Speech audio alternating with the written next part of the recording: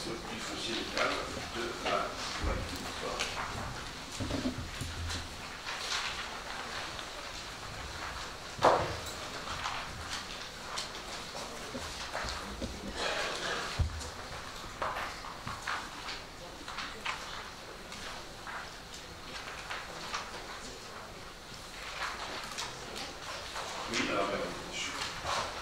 Bonsoir Monsieur le maire, bonsoir à tous. Je me présente, je suis Corinne Megatar-Ramé, la directrice de l'établissement public foncier de Guadeloupe. Le président de l'établissement public est Christian Jean-Charles, le maire de Pointe-Noire, qui s'excuse de ne pouvoir être là parce qu'il a été retenu aujourd'hui par ses obligations de maire. Alors, je suis directrice de l'établissement public foncier de Guadeloupe depuis le mois de juin 2013. Mais j'ai pris officiellement mes fonctions le 1er septembre 2013. J'étais anciennement directrice de l'aménagement du territoire à la région Guadeloupe. J'ai occupé ces fonctions pendant un certain nombre d'années, 8 ans plus précisément. Et je me permets en fait de le préciser parce que dans le cadre de ces anciennes fonctions, j'avais mené entre autres le grand chantier de la révision du schéma d'aménagement régional. Et c'est vrai que l'établissement public foncier de Guadeloupe est avant tout une traduction concrète du schéma d'aménagement régional. C'est vrai qu'on a tendance souvent à faire de grands documents stratégiques, mais c'est vrai qu'ils n'ont de pertinence et ils n'ont de sens que si on se donne les moyens à un moment ou à un autre de les mettre en œuvre. Et l'établissement public foncier de Guadeloupe a été créé justement pour permettre la mise en œuvre du schéma d'aménagement régional, puisqu'il n'y a pas de politique d'aménagement du territoire sans politique foncière.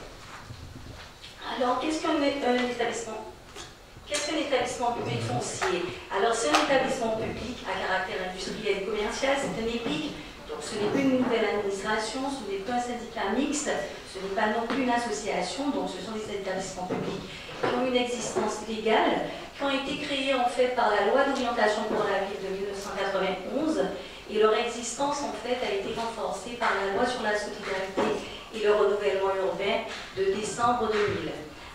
Alors, à quoi sert un EPF? Un établissement public foncier est avant tout un outil qui permet d'aider les communes à définir et à élaborer leur politique foncière dans un premier temps, et ensuite à mettre en œuvre cette politique foncière dans un second temps. C'est vrai qu'on a coutume de dire que l'établissement public foncier est avant tout un outil foncier. Moi, je ne partage pas cette idée. Je dis qu'avant tout, c'est un outil d'aménagement du territoire, un outil de développement et d'aménagement du territoire, puisque comme je le disais tout à l'heure, il n'y a pas d'aménagement du territoire sans politique foncière. Alors, on est sur un territoire, vous le savez, ici en Guadeloupe, qui est relativement restreint. Le foncier, il est rare, non seulement il est rare, mais il est cher. On a aujourd'hui 77% du territoire qui est couvert par des zones naturelles et agricoles. Si on veut, pour les générations futures, préserver notre potentiel foncier, notre potentiel naturel, c'est important d'optimiser les zones urbaines existantes, de les optimiser, de les rationaliser et de les densifier. Alors il existe en fait en France 23 établissements publics fonciers locaux. On a également des établissements publics fonciers d'État qui ont une gouvernance d'État.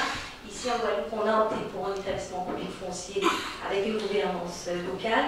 La Guadeloupe en fait est de création récente puisque la création date de mai 2013 et c'est le 22e établissement public à être créé. Alors son rôle, comme je l'ai dit tout à l'heure, c'est d'aider les communes à définir et à mettre en œuvre leur politique foncière. Alors pour définir cette politique foncière, on s'appuie sur deux documents stratégiques majeurs. Le premier, c'est le plan local d'urbanisme de la commune, et notamment son document essentiel qui est le plan d'aménagement et de développement durable.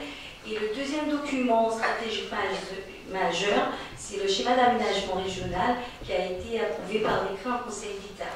Alors, tout à l'heure, je disais qu'on aidait à la définition de la politique foncière.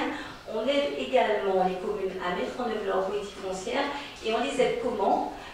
En se portant acquéreur. On acquiert pour le compte. Notre mission essentielle, c'est d'acquérir pour le compte des communes donc de l'ensemble des communes on a amené à intervenir sur l'ensemble du territoire guadeloupéen.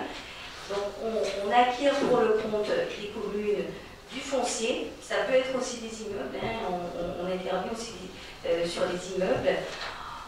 Donc on participe à toute la procédure d'acquisition foncière. Une fois qu'on a terminé cette procédure, on assure le portage des terrains pendant une période comprise entre 2 et 6 ans.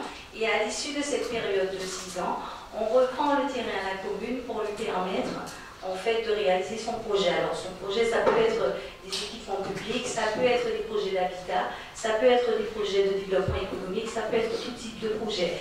On intervient essentiellement, comme je vous l'ai dit tout à l'heure, sur les zones urbaines ou urbanisées, mais on a aussi la possibilité d'intervenir sur les espaces naturels à la demande des communes et également sur les espaces agricoles. Alors, on a également, outre cette mission d'acquisition et de portage foncier, on joue vraiment, et ça, on espère pouvoir vraiment le jouer en plein dans le courant des prochaines années, on a un rôle de conseil et d'expertise auprès des communes en matière de foncier. Et on espère pouvoir permettre de mettre en place certaines procédures parallèles qui vont permettre aux communes d'acquérir du foncier, à savoir les parcelles en état d'abandon manifeste, les biens vacants sans maître, etc.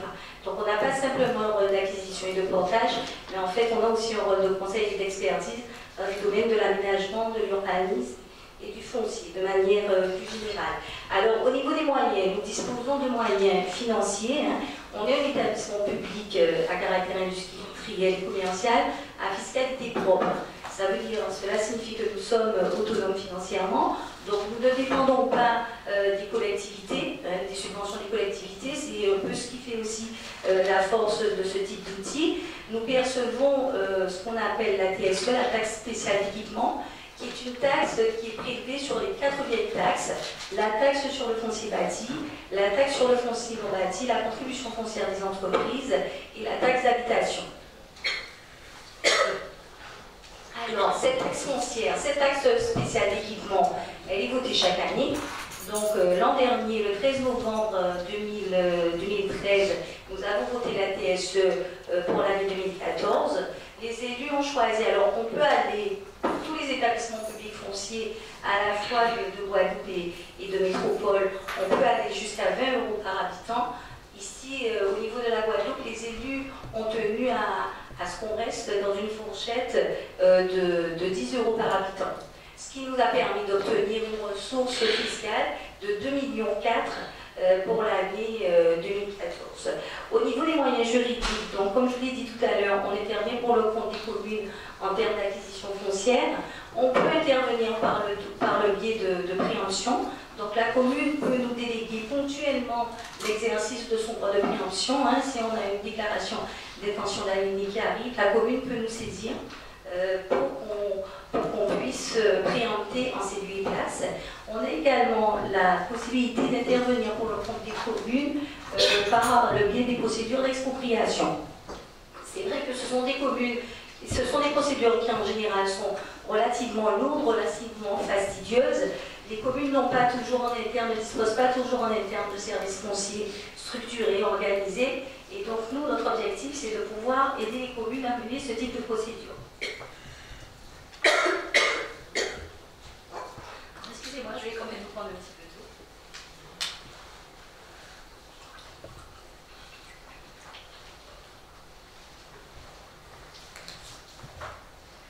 Alors, au niveau de nos organes de décision, nous avons une assemblée générale constituée de l'ensemble des membres qui adhèrent à l'EPF et un conseil d'administration qui est composé en fait de 3 collèges, un collège pour les communes, un collège pour les EPCI et un collège pour la région Guadeloupe. Donc on a un conseil d'administration composé de 15 membres, donc 5 membres pour les communes, 5 membres pour les EPCI, 5 membres pour la région Guadeloupe.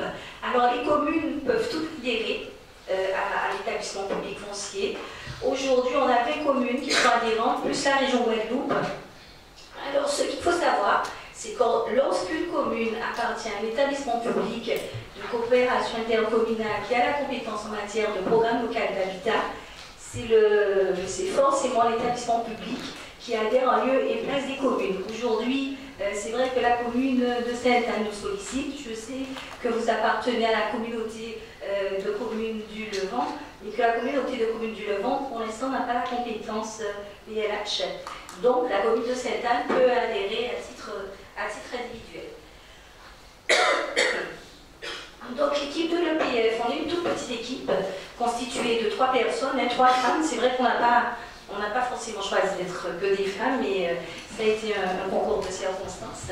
Voilà, pour une fois la parité a joué dans l'autre sens. Donc moi-même qui suis la directrice, il faut bien que ça nous serve de temps en temps, monsieur le maire. Oui, bien. Donc moi, je suis la directrice, on a une secrétaire de direction, on a une chargée de mission foncière, donc la secrétaire de direction et la chargée de mission foncière ont été recrutées très récemment, le 14 avril plus précisément.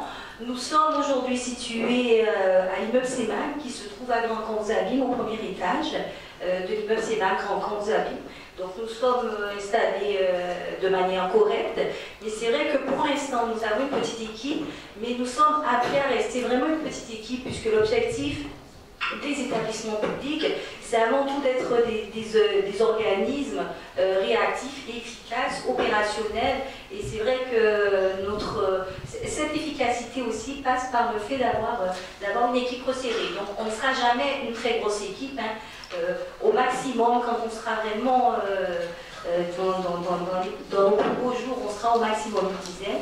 Donc ça va rester quand même, le PF va rester quand même une petite équipe. Alors, au niveau de l'EPF Guadeloupe, lorsque j'ai pris mes fonctions en septembre 2013, on s'est appliqué à faire approuver par le conseil d'administration 2 documents majeurs. Alors le premier, c'est le règlement. Je vais le faire passer. J'ai apporté 3 exemplaires. J'ai apporté quelques exemplaires qu'on pourra faire figurer. Donc ça, c'est vraiment le document, le cadre administratif de l'EPF. Donc vous avez tout sur l'EPF, le mode d'emploi. Donc comment on intervient, pourquoi on intervient, nos thématiques d'intervention, donc habitat, développement économique, les conditions de portage, la durée du portage, etc. Donc ça, c'est un document qui a été approuvé par le conseil d'administration du 2 octobre 2013. Le deuxième document, je le donne peut-être pour qu'on puisse le faire circuler, si vous voulez voir. Le deuxième document, c'est celui-là, c'est le programme pluriannuel d'intervention qui a été voté le 11 décembre 2013, qui fixe les grandes orientations stratégiques de l'EPF ainsi que ses moyens d'intervention sur la période 2013-2018. Donc il a une durée de 5 ans.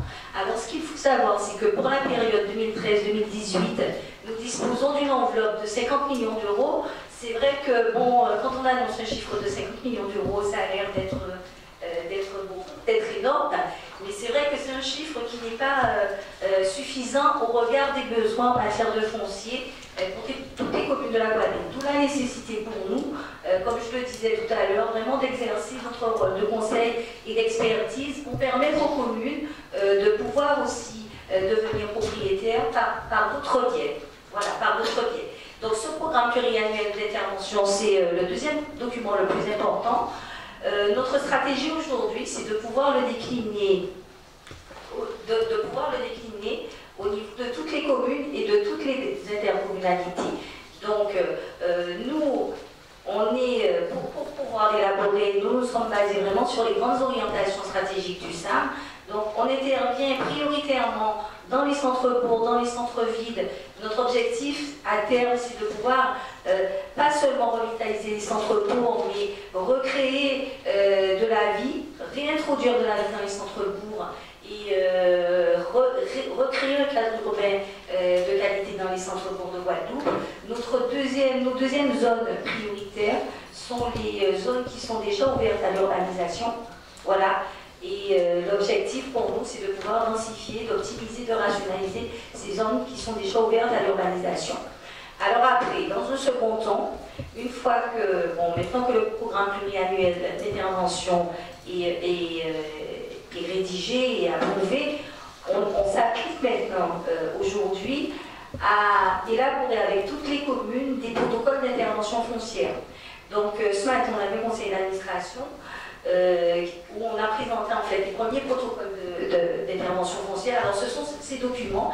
Ce document qui concerne l'ensemble des communes et l'ensemble des EPF.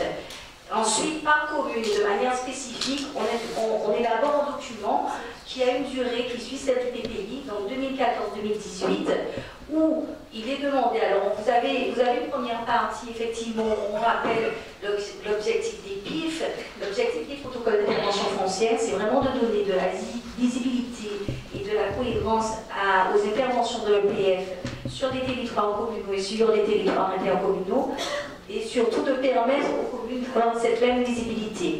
Donc vous avez une première partie, une partie juridique, et dans une seconde partie, vous avez en fait, nous avons demandé au bureau d'études d'aider, alors là je me présente celui du Moule, nous demandons au bureau d'études d'aider les communes à identifier, à quantifier leurs besoins, alors sur du court, du moyen et du long terme. Alors pour nous, le court terme c'est dans les 5 ans qui viennent, le moyen terme c'est dans les 10 ans qui viennent, et le long terme, c'est au-delà de 10 ans. Donc ce sont des documents qui sont à la fois stratégiques pour le PF, puisque ça sera notre cadre d'intervention pour toutes les communes une fois qu'ils seront signés, mais ce sont des documents également importants pour les communes, puisque ce sont des documents qui vont permettre aux communes véritablement de définir leur politique foncière et de faire un véritable travail d'anticipation et de prospective sur leurs besoins et sur les opportunités foncières qu'elles vont devoir acquérir à terme. Donc vous avez une partie où effectivement les bureaux d'études ont fait ce vrai travail de quantification des besoins. Dans ce second temps, ils ont déterminé les zones d'intervention prioritaires, et si effectivement Sainte-Anne fait partie de l'établissement public foncier de Guadeloupe, on fera exactement le même exercice pour la commune de Sainte-Anne. On va identifier en fait sur l'ensemble du territoire communal les zones d'intervention prioritaires pour les 5 prochaines années. Donc ça veut dire que ce sont des périmètres qui seront définis en concertation avec les communes, puisque ce sont des documents qui sont élaborés en concertation avec les communes et qui vont fixer le cadre d'intervention de l'EPF, ce qui signifie que l'EPF pourra intervenir à l'intérieur de ces périmètres. Voilà. Et donc ensuite, après, dans une troisième partie, pour chaque périmètre d'intervention défini, vous avez une fiche technique qui servira aux communes où on identifie le secteur, on définit les parcelles et on identifie aussi la vocation de ce secteur. Donc ça peut être les équipements publics, etc. etc. Voilà. Donc ça, c'est un document. Aujourd'hui, on a finalisé les protocoles d'intervention foncière des communes de Bouillante, Vieux-Habitants, Vieux-Fort, Le Moule, La Désirade, Capesterre-Vélo et Goyave. Au mois d'octobre 2014 seront finalisés les protocoles d'intervention foncière de Cap-Accidence, de la communauté de communes de Marie-Galante et de toutes les communes du Nord-Grande-Terre, donc Moule, pas le Moule, Mornalo, Corville, Petit-Canal. Voilà, donc on espère d'ici la fin 2014 avoir réalisé les protocoles d'intervention foncière pour l'ensemble des communes de la Guadeloupe. Voilà. Alors, que va-t-il se passer si la commune de Sainte-Anne souhaite effectivement adhérer à l'établissement public foncier? Donc, elle va prendre une délibération pour solliciter son adhésion à l'établissement public foncier de Guadeloupe. Nous allons réunir une assemblée générale, puisque c'est l'assemblée générale qui décide de l'adhésion ou du retrait des membres. Nous allons réunir l'assemblée générale pour demander à l'Assemblée générale de statuer sur la demande de la ville de Sainte-Anne. Bon, il est fort parié que la demande de l'avis sera positif. Et une fois effectivement que l'Assemblée générale aura statué sur l'adhésion de la commune de Sainte-Anne, la commune de Sainte-Anne va devenir membre de l'EPF. Ce qui signifie qu'en fait, une fois que le principe de l'adhésion est acté, cela signifie que nous pouvons intervenir de manière quasiment immédiate sur le territoire de la commune de Sainte-Anne. Ça ne prendra pas, etc. de mois, on peut intervenir de manière immédiate. Alors, comme je l'ai dit, on intervient dans le cadre des protocoles d'intervention foncière, mais c'est vrai que pour l'année 2014, comme les protocoles d'intervention foncière n'étaient pas encore élaborés, nous avons voté un premier programme d'acquisition pour l'année 2014, donc nous l'avions voté le 11 décembre 2013. Nous avons validé un deuxième programme d'acquisition pour l'année 2014 en février 2014. Donc en fait aujourd'hui on est déjà en phase opérationnelle, on a déjà commencé à acheter des terrains, à signer, on a déjà signé nos premières promesses de vente, on continue maintenant, je ne dirais pas au quotidien, mais pratiquement tous les 15 jours, on mène une négociation. Alors un élément très important à signaler, c'est que nous intervenons dans le cadre fixé par le service des domaines, hein, c'est le règlement qui le prévoit. Quand, en général, on intervient pour le compte des communes, on dit toujours aux communes, lorsque vous rencontrez un propriétaire et que vous êtes intéressé par son bien, n'annoncez pas de prix, puisque c'est notre job, hein, c'est le job de l'EPF, en fait, de solliciter l'avis des domaines et d'engager des négociations foncières. Pourquoi on demande aux communes de ne pas annoncer de prix? Parce que, effectivement, quand les prix annoncés par les communes sont plus élevés que les estimations des domaines, ben nous, quand on arrive pour négocier, c'est toujours plus compliqué pour nous. Je ne dis pas qu'on n'y arrive pas, mais c'est toujours plus compliqué pour nous. Donc, dès lors qu'effectivement la commune a identifié un bien à acquérir, ce qu'on demande aux communes, c'est de nous laisser faire. Et lorsqu'on est prêt, nous, à engager, lorsqu'on arrive à un accord avec le propriétaire sur le prix, on fait prendre une délibération par le conseil d'administration de l'établissement public foncier et on fait prendre une délibération par la commune. Donc, en matière d'intervention, c'est très simple.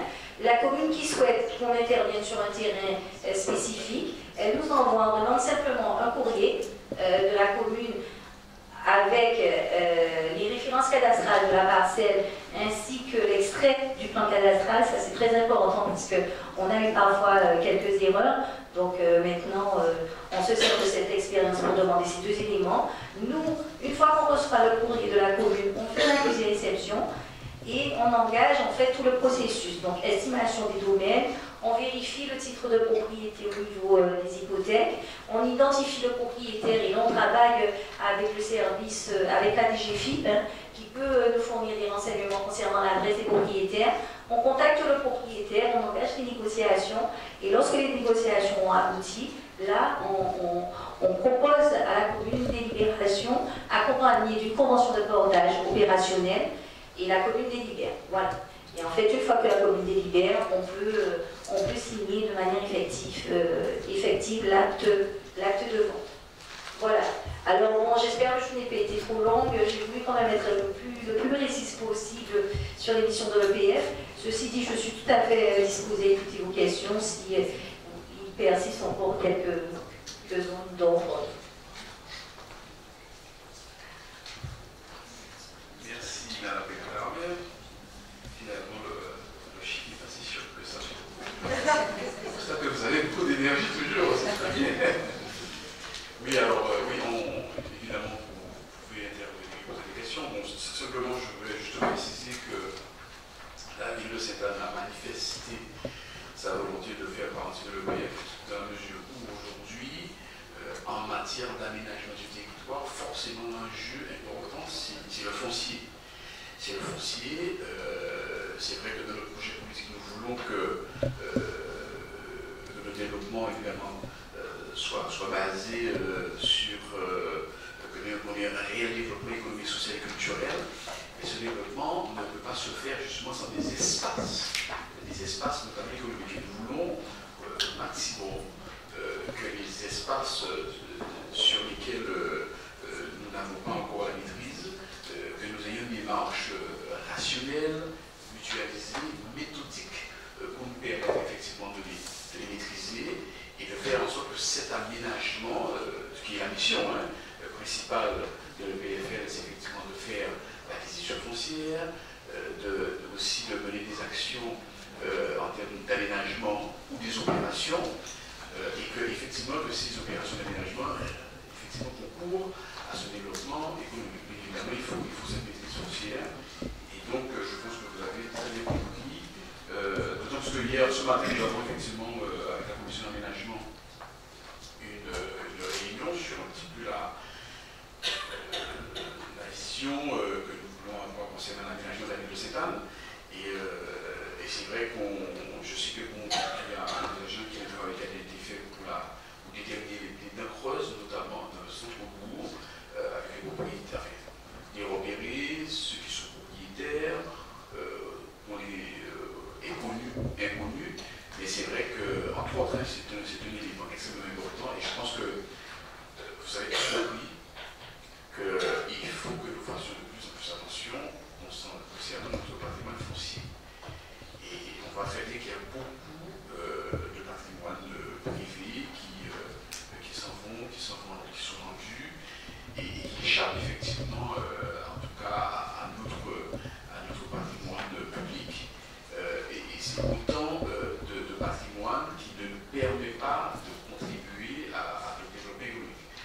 Donc c'est vrai que cet établissement, elle n'est pas venue de façon innocente, de la même façon que la scène patrimoniale aussi, qui est là plus pour accompagner en termes d'immobilisation pour favoriser des espaces, des immeubles pour nos investisseurs locaux. Donc c'est pourquoi effectivement on a fait le choix de l'établissement public foncier local, et c'est pour effectivement contribuer et favoriser le développement local.